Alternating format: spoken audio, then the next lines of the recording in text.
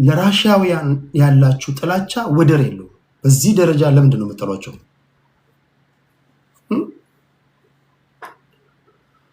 ሩሶፎቢያ ይሉታል። መረጃ በግራም በቀኝ መስማት አለባቸው። ኦኬ ምንድነው የሆነው? የኔቶ አባል ሀገራት ወደ ኢስተርን ኢሮፕ አንጠጋም ብለው ተስማምተው ነበር። ኦኬ ወደ ምስራቅ አውሮፓ ለራሽያ ስጋት በሚሆን ደረጃ ወይም የራሽያ ጎረቤት ሀገራትን አባል ሀገር አናደርግም ብለው ተስማምተዋል። ከዛ ምን ተፈጠረ? ራሽያ ተዳከመች። ሶቪየት ህብረት ከፈረሰች በኋላ ዋርሶ ፓክት ከፈረሰ በኋላ ኔቶ ብቻ ጠንካራ ዲፌንሲቭ ፓክት ሆኖ ተመሰረተ ማለት ነው፣ ወይም ቆመ። እግዚአብሔር ያሳያችሁ። ወደ ኢስተርን ኢሮፓ እንስፋፋም ብለው ከሁለተኛ ዓለም ጦርነት በኋላ ቃል የገቡት የኔቶ አባል ሀገራት ቀስ እያሉ ኢስተርን ኢሮፖችን አባል እያደረጉ እነሱ ጥያቄ እንዲያቀርቡ ሎቢ እያደረጓቸው ጥያቄ እያቀረቡ በዛ ሰዓት ላይ ይኸውላችሁ አሁን ወደ በኋላ አካባቢ ወደ ምን መጣላችኋለሁ መሰላችሁ? መልታይፖላር ሲስተም እንዴት እንደተፈጠረ በዛ ታገኛላችሁ። ከተዳከም አድቫንቴጅ ይወሰድባል። ራሽያ በተዳከመችበት ጊዜ ኔቶ ሲስፋፋ ነበር። ሶቪየት ህብረት በፈራረሰችበት ሰዓት ላይ ራሽያ በተዳከመችበት ጊዜ ኔቶ እየተስፋፋ የምስራቁን አውሮፓ ኮንትሮል አደረገ። ከዛ ፕሬዚዳንት የልሴን የሚባል ሰውዬ ሰካራም ነው፣ ስለ ሀገር ምንም የሚያውቀው ነገር የለም። ራሽያ አድቫንቴጅ ተወሰደባት። ከየልሰን በኋላ የመጣው ቭላዲሚር ቭላዲሚሮቪች ፑቲን ነው። የኔ አጎት ነው፣ የአጎቴ ልጅ ነው።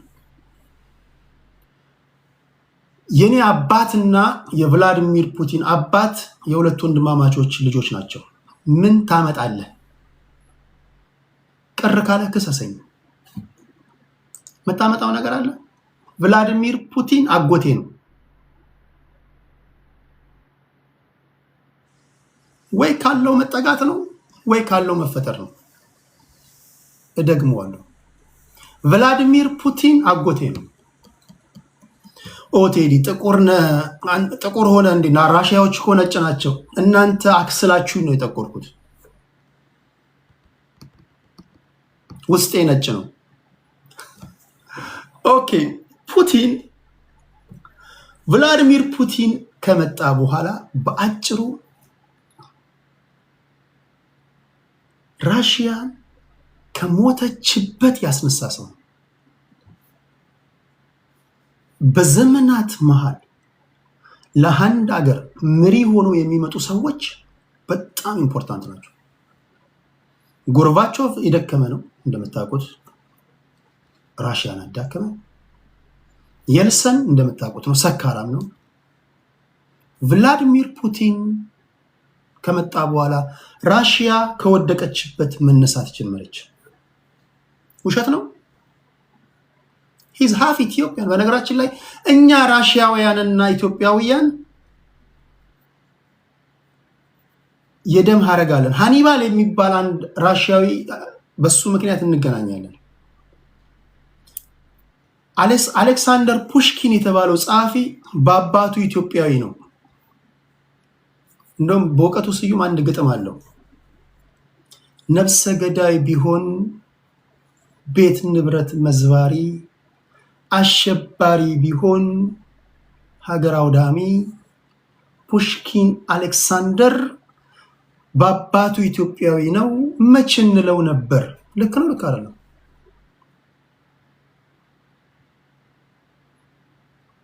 ቆፍጠን ስትል ሁሉም የኛ ነው ይሏል።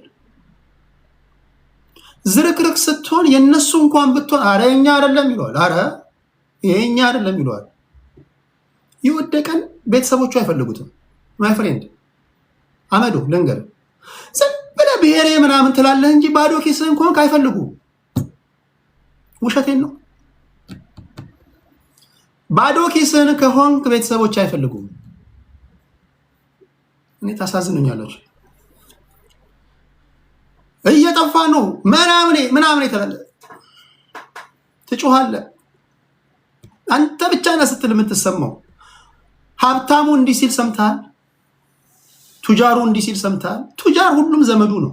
ፖይንቴ ምንድነው? ደና ስትሆኑ ጎበዝ ስትሆኑ በግል ህይወታችሁን ያሸነፋችሁ ስትሆኑ ሁሉም ሰው የኛ ነህ ይሏችኋል። ውሸቴን ነው። እስኪ ሞክረው። ውሸቴን አይደለም። ጠንካራ ስትሆኑ ሁሉም ሰው የነሱ እንኳን ባትሆኑ አሁን ለምሳሌ ቭላዲሚር ፑቲንን እንደምንም ተንሸራትቼ አጎቴ ልጅ ነው አጎቴን ያልኩት ለምንድን ነው? ፕሬዚዳንት የልሰን ቢሆን ሰካራሙ የልሰን ቢሆን ኖሮ መችሎ ነበር አይደል? እንደውም ሳስበው መቀራረበው ከሱ ጋር ነበር። ፑቲንን ያልኩት ለምንድን ነው? ፑቲን የዓለማችን ቶፕ ስትራቴጂስት ነው። ሲሪየስ ነው። እኔ ቀብራራ ሰው ወዳለሁ። ሲሪየስ ነው። ቀብራራ ስል ዝም ብሎ በባዶ ምናምን ቦታ ሳይሆን የአቋም ሰው፣ የመርህ ሰው፣ ሀገሩን የሚወድ ይሄ ማይገለባበጥ። እስኪ ቭላዲሚር ፑቲንን ይዩት። ፕሬዚዳንት ዶናልድ ትራምፕ ጠቅላላ የአውሮፓ መሪዎችን ዋይት ሃውስ እየጋበዘ እንደተራበ በር ላይ ቆሞ ሰላምታ እየሰጠ ሲቀበላቸው ቭላዲሚር ፑቲንን እንዴት ነው የተቀበለው?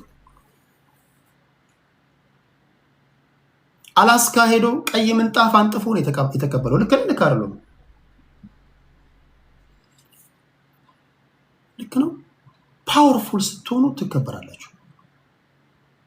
ስለዚህ ፑቲን ከመጣ በኋላ ራሽያ አፈር ከበላችበት ነው የተነሳችው። ኦኬ ፑቲን ወደ ስልጣን መጣና ወደ አሜሪካ የመጀመሪያ ጉዞውን ወደ አሜሪካ ሄዶ ይነዋት ራሽያ ተዳክማለች፣ እኛ የኔቶ አባል ሀገር እንድንሆን ፍቀዱልን አላቸው። ያስታውሳለ? ከጆርጅ ቡሽ ጋር ያደረገውን እንድች እያለ ነው የሚራመደው ፑቲን። ብዙዎቻችሁ እንድች እያለ ለምን እንደሚራመድ አታውቁም። በዚህ እጁ ሽጉጥ ይዞ ነው። ለማንኛውም እንድች እያለ በቀደቃቃ ነበር። ቶፕ ስትራቴጂስት ነው ብያቸዋለሁ። ኦኬ የኔቶ አባል ሀገር እንድንሆን ፍቀዱልን አላቸው። ኖ አሉ።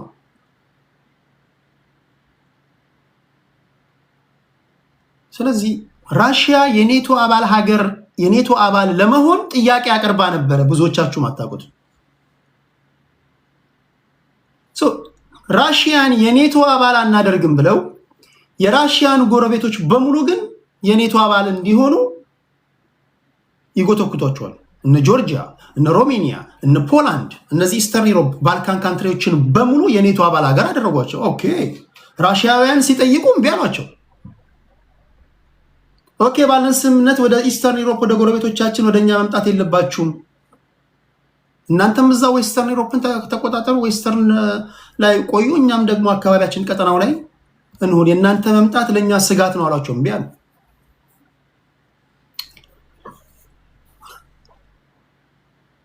የራሳችንን ታሪክ እኔ ሀገራት በተዳከሙበት ጊዜ ሁሉ አድቫንቴጅ ይወሰድባቸዋል። ይሄ የዓለም ታሪክ ነው። ኢትዮጵያ በተዳከመችበት ጊዜ ላንድ ሎክድ ሆናለች። ውሸት ነው? እውነት ነው? if you are weak they will take advantage of you። የትኛውም ሀገር ደካማ በሆነበት ጊዜ ሁሉ አድቫንቴጅ ይወሰድበታል።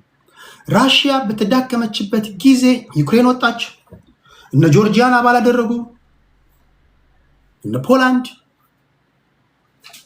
እስቲ ሀገራትን ተመልከቷቸው። አድቫንቴጅ የሚወሰድባቸው ደካማ በውስጥ ጉዳይ ደካማ በሆኑባቸው ጊዜያቶች ነው። በደርግ ጊዜ በጣም የምወዳቸው ማከብራቸው ንጉስ ጃንሆይን የሶስተኛ ክፍለ ጦር ሰዎች መተው ካስወገዷቸው በኋላ ወዲያው ዚያድ ባሬ መጣ። ከዛ ከሰሜኑ ጦርነት ተፈጠረ። ደርግ ተዋከበ። ጦርነት 17 ዓመት ሙሉ ጦርነት፣ ወጣት ይገደላል፣ የፖለቲካ ፓርቲዎች ይዋከባሉ፣ እንደ ሀገር ማሰብ አልቻለም። ጦርነት ዘን we ended up landlocked። እንደ ሀገር ጠንካራ ከሆንክ አድቫንቴጅ አይወሰድብህም። ዛሬ ራሽያ አፈር ከላሰችበት ተነስታለች። አድቫንቴጅ ሊወስድባት የሚችል ሀገር የለም። በነገራችን ላይ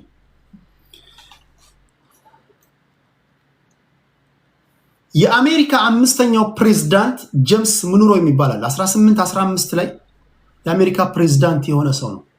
ዘሞኖሮ ዶክትሪን የሚባላላቸው አሜሪካኖች ብዙዎቻችሁ ካላወቃችሁ ዘሞኖሮ ዶክትሪን ማለት አሁን ጎግል ላይ ቼክ አድርጉት። ጄምስ ሙንሮ የጻፈው ነው። አምስተኛው የአሜሪካ ፕሬዝዳንት የትኛውም የዓለም ሀገር ዌስተርን ሄሚስፌር ላይ መጥቶ ወታደራዊ ስምምነት መፈራረም አይችልም የሚል ዶክትሪን ነው ያለው።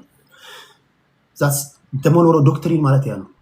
ዌስተርን ሄሚስፌር ማለት የትኛውም የዓለም ሀገር መጥቶ ለምሳሌ ካናዳ የአሜሪካ ጎረቤት ናት አይደል? ከካናዳ ጋር ወታደራዊ ስምምነት የትኛውም ሀገር ማድረግ አይችልም። ራሽያ መታ ከካናዳ ጋር ማድረግ አትችልም። ቻይና አትችልም። የትኛውም ሀገር የኩባ ሚሳኤል ክራይስን ታስታውሳላችሁ። ኩባና ራሽያ ወታደራዊ ስምምነት ማድረጋቸውን ተከትለው ነው ዛሬ ኩባ እንዲሆነችው። ዌስተርን ሄሚስፌር ኩባ፣ ሜክሲኮ፣ ካናዳ ኢምፖሲብል። አሜሪካ ግን በየሀገራት አፍንጫ ስር ወታደራዊ ስምምነት ወታደራዊ ቤዞቿን ታስቀምጣለች። ታስታውሳላችሁ? ባለፈው ስነግራችሁ አሜሪካ ፎሬን ፖሊሲዎቿን ከምታስፈጽምባቸው መንገዶች አንዱ ኤክስፓንሽን ኦፍ ኔቶ ነው ብያችሁ ነበር። ኤክስፓንሽን ኦፍ ኔቶ ማለት አሜሪካ የትኛውም የዓለም ሀገር በግዛቶቹ አቅራቢያ ላይ መጥቶ ወታደራዊ ስምምነት ማድረግ እንደማይችል ጠንካራ በሆነ ሕግ አስቀምጣ፣ እሷ ግን እነ ዩክሬንን የኔቶ አባል ሀገር እንዲሆኑ ትገፋፋለች።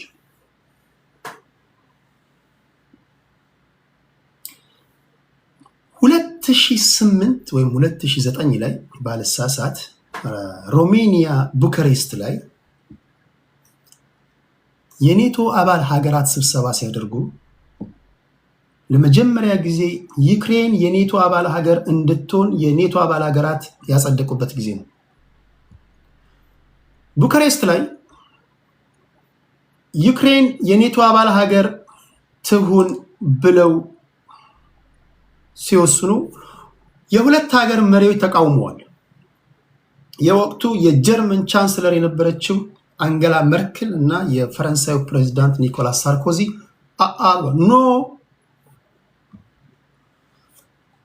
ዩክሬንን የኔቶ አባል ሀገር ማድረግ በቭላዲሚር ፑቲን አሁን ራሽያ የቀድሞ አይደለችም።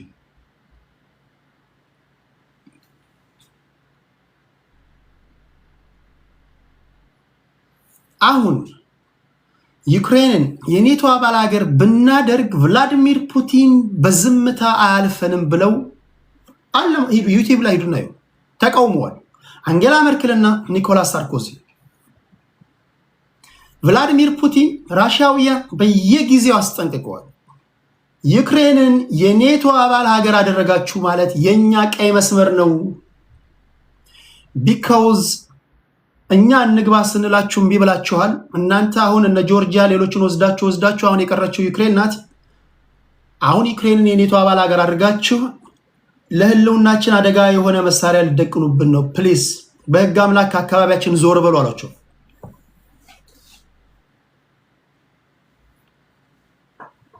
ከዚህ ከኮሜዲያኑ ፕሬዝዳንት በፊት የዩክሬን ፕሬዝዳንት የነበረው ያንኮቪች ነው። ያንኮቪች የሚባል በጣም ብሪሊያንት ሊደር ነው። በጣም ብሪሊያንት። አንፈልግም ማለት ሀገሬን እንድትበታተን እኔ አልፈቅድም። ዩክሬን የኔቶ አባል ሀገር ሆነች ማለት በራሽያ ዘንድ በየዋህነት አይታይም። ራሽያ ታጠፋናለች፣ እኔ አልፈልግም ማለት። ያንኮቪችን ምን አደረጉት? ሚነግረኛለ? ያንኮቪችን ምንድን ያደረጉት? በኮመንት ሚነግረኛለ? ይሄው ከዚህ ከኮሜዲያኑ ፕሬዝዳንት ከዘለንስኪ በፊት የነበረውን ምን አደረጉት? ምንድን ያደረጉት?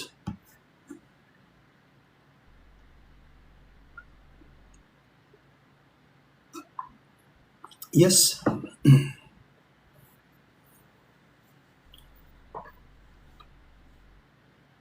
በዲሞክራሲ መንገድ የተመረጠ የመጀመሪያው ፕሬዝዳንት ያንኮቪች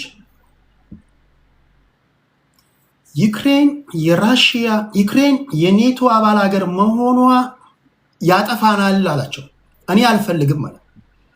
በፖለቲካ አንድ የሚባል አባባል አለ፣ በደንብ ስሙ።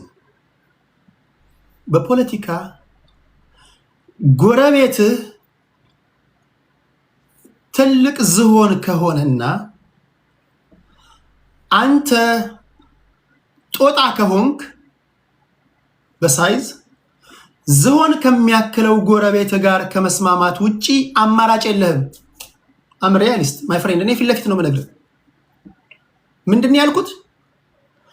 ጎረቤት ዝሆን የሚያክል ከሆነ አንተ ጦጣ የምታክል ከሆንክ ዝሆን ከሚያክለው ጎረቤት ጋር ከመስማማት ውጭ አማራጭ የለም። ዚስ ሪያሊዝም። አጉል ሳፈጣለው ምናምን ካልክ ጥሩ አይደል። ራሽያ ዝሆን ናት፣ ዩክሬን ጦጣ ናት አይደለም በሳይዝ። ጤነኛ ፕሬዝዳንት ቢሆን እንደ ያንኮቪች ነበር ማሰብ የነበረበት። ኦኬ ከራሽያ ጋር ግብ ብፈጥር አልችልም፣ ህዝቤን ነው ማስጨርሰው፣ ሀገሬን ነው ማፈርሰው። ስለዚህ ከራሽያ ጋር ተስማምቼ ልኑር።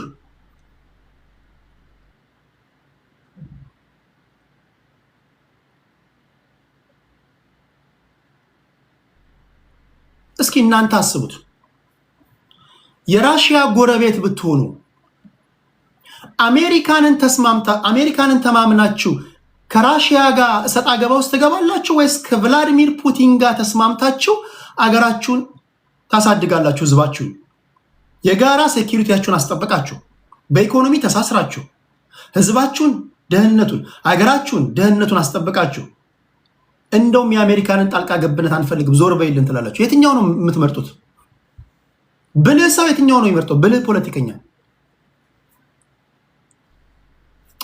የሚተናነቅህን ነገር ተወውና እኔ የምነግረን ሀቁን ስማ። ያንኮቪች ያደረገው ይህንን ነው። ያንኮቪች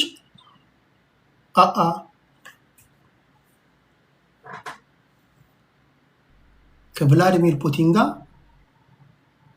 ተጣልቼ ሀገሬን አላፈርስም አላቸው።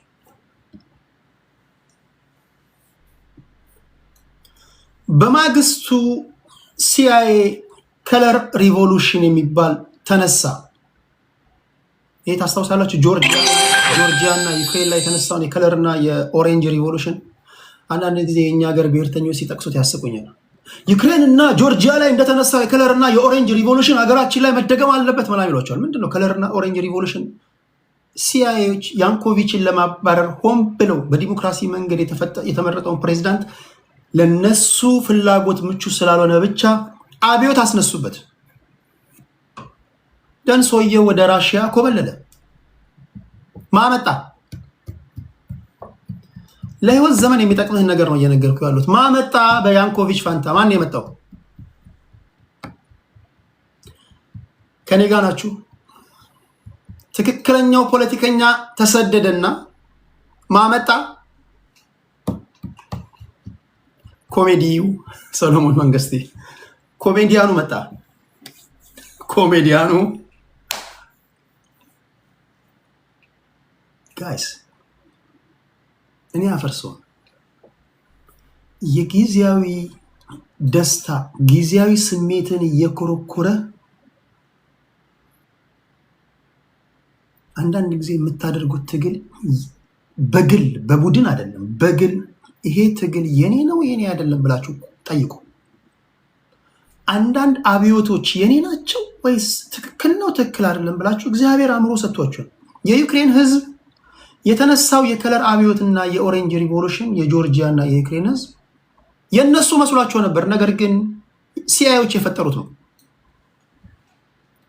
ዛሬ ዩክሬን የምትባል ሀገር ከዚህ በኋላ ሀገር አትሆንም። ዩክሬን ዲስፋንክሽናል ረምፕ ስቴት ነው የምትሆነው።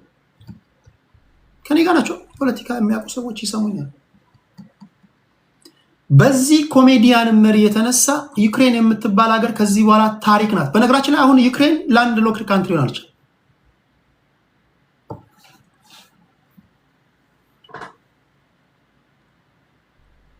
ከራሽያ ጋር ገጠመች። ራሽያ የዓለም ወይም ደግሞ ዌስተርኖች ኔቶን ጭምር እየገጠሟት ነው። ለዩክሬን ያልተሰጣት መሳሪያ የለም፣ ያልተሰጣት ገንዘብ የለም። ወገኖቼ ባላችሁበት ሀገር ለዩክሬን ያልተሰጠ ገንዘብ አለ? ባላችሁበት ሀገር መንግስታት ለዜጎቻቸው ከሚያደርጉት እንክብካቤ በላይ ለዩክሬናውያን የሚሰጡት ገንዘብ አይበልጥም? ህዝቡ እየመረረው አልመጣም? ኮሽ ባለ ቁጥር $300 ሚሊዮን ለዩክሬን ይባላል። ለዩክሬን ያልሰጧት መሳሪያ ያልሰጧት የገንዘብ ማዕት የለም። ዩክሬን አሸነፈች?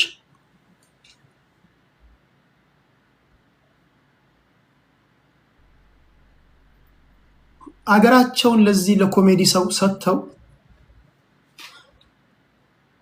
የአውሮፓ የዳቦ ቅርጫት የተባለች ስንዴ በማምረት አንደኛ የሆነች ሀገር ዛሬ አሁን ዊንተር እየመጣ ነው።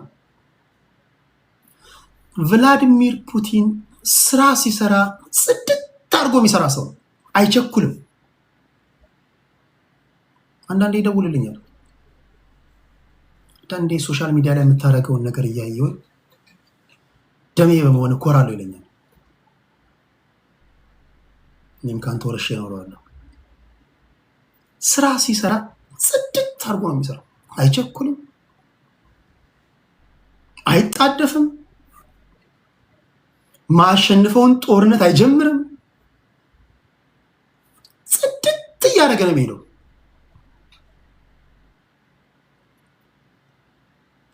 ሶስት ዓመት ፈጀባቸው። ራሽያ አልቻሉም። በኢንታየር ዩሮፕን በቂጣቸው እያስቀመጣቸው ነው።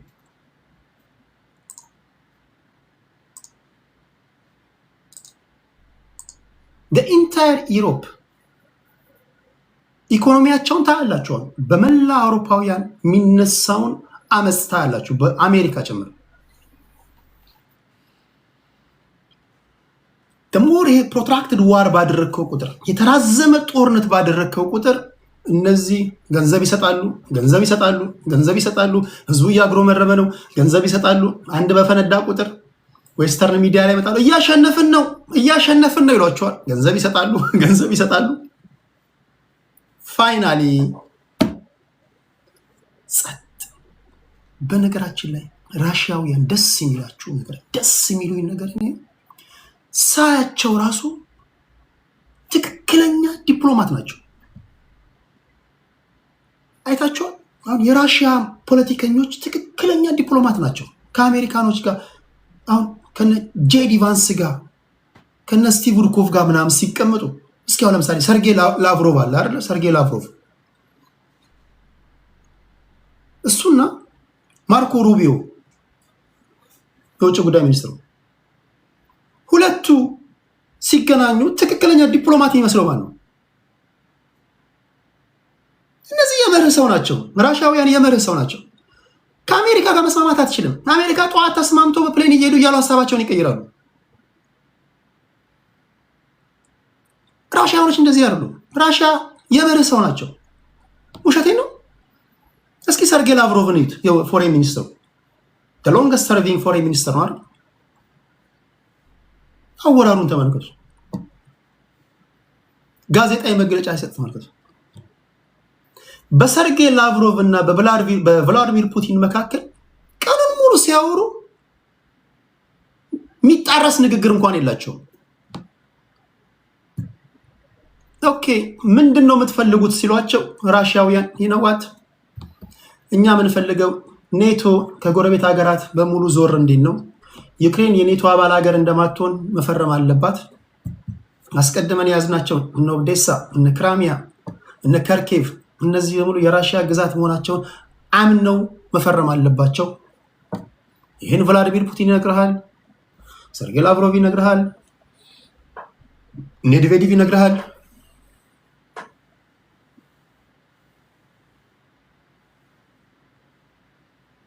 ውሸቴን ነው። እስኪ የውጭ ሚዲያ የምታዩ ሰዎች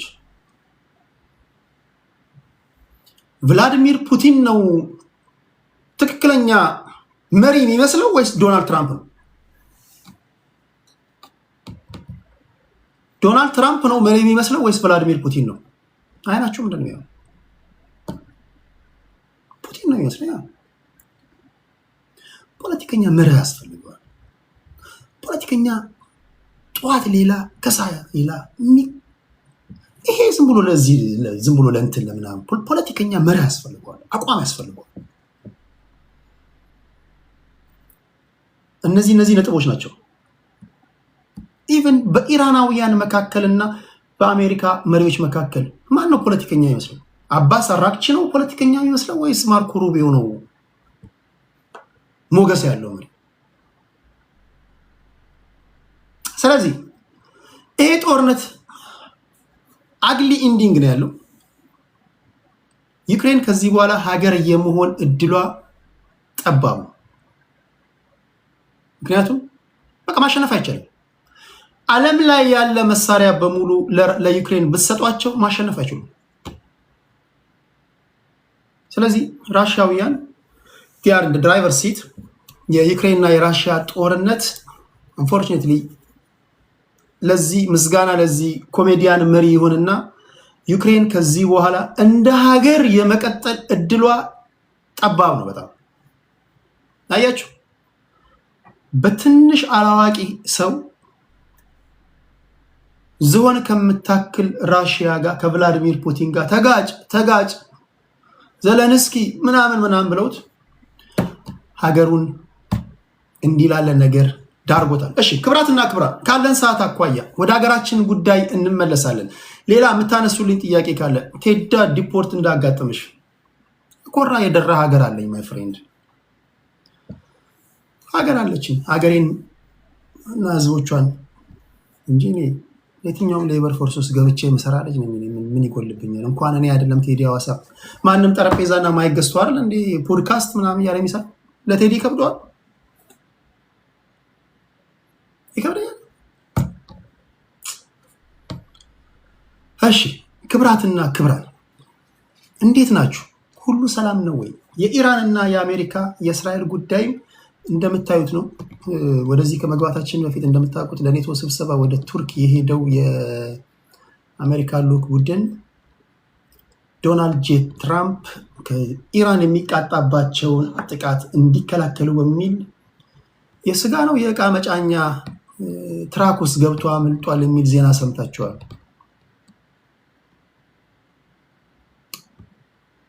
ያስቃል። ይሄ ምን ይነግራችኋል? የሚገባቸው ሰዎች በጣም ጥቂቶች ናቸው። ሞሳድ ምን ያህል ሲአይኤን ኮንትሮል እንዳደረገው ትረዳላችሁ። በነገራችን ላይ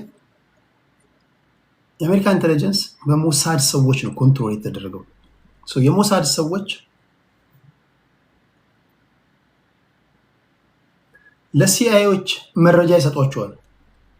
ይሄ መረጃ ኢንፎርም ለማድረግ ይሁን ኢንፍሉዌንስ ለማድረግ አይታወቅም።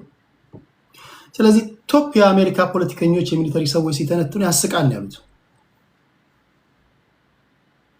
ሆን ብለው የሞሳድ ሰዎች ፕሬዚዳንቱን ለማዋከብ ቀጣዩ በነገራችን ላይ ቀጣዩ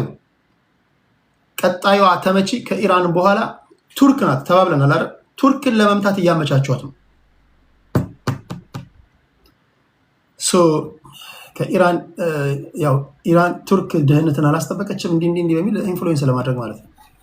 እሺ ክብራትና ክብራን እንዴት ናችሁ? ሁላችሁም ባላችሁበት ቱቱቱ ትላላችሁ።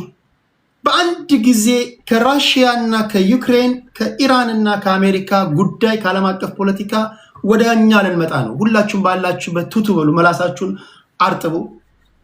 ቱቱ እግዚአብሔር ይቅር በለኝ በሉ። በአንድ ጊዜ ከዛ ወደ እነዚህ ልንመጣ ነው።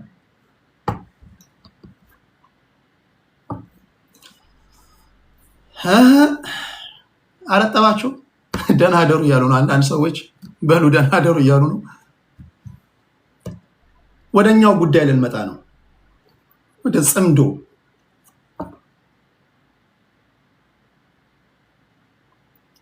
የውጭ ሀገር እኮ ፖለቲካ ስታወሩ እውቀት ነው፣ የሚሊተሪ ነገር ታገኛላችሁ፣ ሴራ ትተነትናላችሁ። እንዴት ያለ ቴክኖሎጂ ላይ ደርሰዋል ምናምን ወሬያቸው በአንድ ጊዜ አንጨርሳችሁ ወደኛው ጉድ ስትመጡ ጥላቻ አለብህ፣ አንተም አለኛ ጥላቻ አለብህ። በአንድ ጊዜ ወደ ቀለጠው መንደር ስትመጡ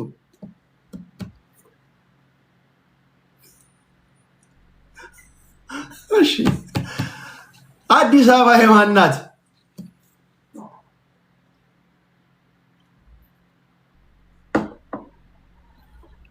ታስቁኛላችሁ። ያስቃል። እኛ ነገር መቼ ነው እንደ ሀገር የምናስበው? መቼ ነው? ጌታ ሆይ ኢትዮጵያውያን ተሰብስበን እየተለወጠ ከመጣው ከዓለም አሰላለፍ ጋር እንዴት ነው ራሳችንን የምናስተካክለው ብለን በሀሳብ የምንፋጨው መቼ ነው? ጌታ ሆይ ምናምን እንደዚህ ብሎ የሚሰብክ ሰባኪ የለም። መቼ ነው የምንኖረው? ኒውክለር መታጠቅ አለብን ምናምን እያለ የተንገበገበ የሚያወራ ኢትዮጵያዊ መቼ ነው? አሁን እንደዚህ ስለ አንደኛው መጣና እኛ እየተገደልን አንተ ስለ ኒውክለር ነው የሚገድህ ምናምን ይሏቸዋል። ለማንኛውም ግን መቼ ነው እንደ ሀገር የምናወራው? ተሰብስበን ኦሮሞ፣ አማራ፣ ስልጤ፣ ጉራጌ ምናምን ሳንባባል አስባችሁ ታውቃላችሁ?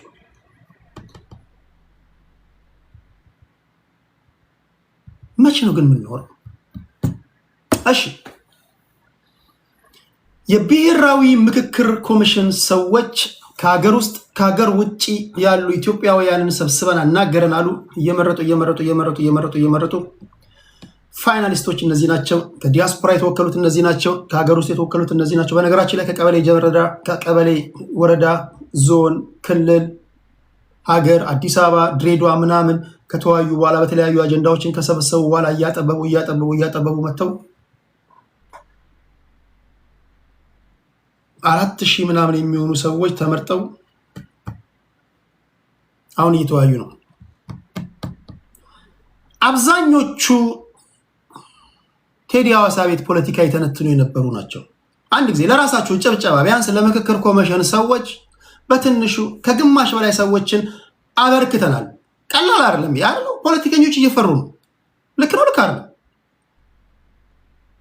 እናንተው እዚህ ጋር ምናምን ታፕታፕ እያደረጋችሁ በርቱ እያላችሁ ምናምን እያወደሳችሁ ምናምን እናንተው ታዋቂ ምናምን አድርጓቸዋቸው ዛሬ በሀገራዊ ምክክር ኮሚሽን የሚሳተፉ ብዙ ፖለቲከኞች ልክ ነው አለ። በጣም ወዳቸው ፖለቲከኞች አሉ። ስለሚናገሩት ንግግር በቂ እውቀት በቂ ግንዛቤ ያላቸው አሉ። ሁለት አጀንዳዎች አሉ። የምክክር ኮሚሽን ሰዎች ሲወያዩ የአዲስ አበባ ጉዳይን እንደ መጨቃጨቂያ አድርገዋል። ፕሮፌሰር መስፍን አርአያ ሾልኮ በወጡ ጉዳዮች ላይ እንደዚህ ነው እንደዛ አይደለም እያሉ ማስተካከያ ንግግሮችን ሲናገሩ ሰምተናል። ከዛ ባሻገር ከተወያዮችም እየወጡ ታዛቢዎች የአዲስ አበባ ጉዳይ ላይ እንዲህ ነው እንዲህ ተባብላችኋል አልተባባልንም እያሉ ሲናገሩ ሰምተናል። ዞሮ ሁሉም አጀንዳዎች ተረሱና አዲስ አበባ የማን ትሁን የሚለው አጨቃጫቂ ሁሉም በቃ በአንዴ ሁሉን ነገር ዋጠው። ወደ 8 አጀንዳዎች ተቀርጸው ነበረ። ይሄ የሀገራዊ መግባባት ጉዳይ ላይ በማህበራዊ በፖለቲካዊ በብዙ 8 ዘርፎችን መርጠው ነበር። አዲስ አበባ በፌዴራሉ መቀመጫ ትሁን ወይስ የኦሮሚያ ብሔራዊ ክልላዊ መንግስት ትሁን፣ የፌዴራሉና የኦሮሚያ ብሔራዊ ክልላዊ መንግስት ትሁን፣ ራሷን የቻለች ክልል ትሁን። ይሄ አጀንዳ ሁሉንም አጀንዳ ዋጠው። አሁን እንዳለመታደል ሆኖ የወቅቱ ወሬ ይሄ ነው። ለእናንተ ማነሳላችሁ ጥያቄ የመጀመሪያው የምትገቡ ሰዎች ከአሁን በኋላ አስገባችኋለሁ። የአዲስ አበባ ጉዳይ እንዴት ነው ሊፈታ የሚችለው? በእርግጠኝነት ከምክክር ኮሚሽን ሰዎች የተሻለ ውይይት ታገኛለህ፣ ታደምጣላችሁ። እዚህ አሉ ፖለቲከኞች። የመጀመሪያው ስሙ ጥያቄ ነው። የአዲስ አበባ ጉዳይ አጀንዳ ላይሆን በሚችልበት መንገድ ሊፈታ የሚችለው እንዴት ነው? ጥያቄን ሰምታችኋል? ፕሊስ ካልሰሙ ሚስቶች ለባሎቻችሁ አስታውሱ። የቴዲን ጥያቄ ሰምተሃል በይው። ልግባ ምናምን እያለ ፓንቱን ሳይታጠቅ ዝም ብሎ ተንደርድሮ እንዳይገባ ንገሪው። ጥያቄው መጀመሪያ ሰምተሃል በይው፣ ወይም ደግሞ በላት። አንዳንዱ ይገባና ያነሳነው ጥያቄ ሌላ የሚተነትነው ሌላ እንዳይሆን ማለት ነው። እና እንደነገርኩ ኢትዮጵያ ውስጥ የሴቶች ጥቃት በዝቷል። ድምፅ ልንሆን ይገባል። ይላል። አንዳንዱ ይገባል ነው። አረ ቶፒካችን እሱ አይደለምና ልመጣልህ ነው ይላል። ወዴት ነው የምትመጣው?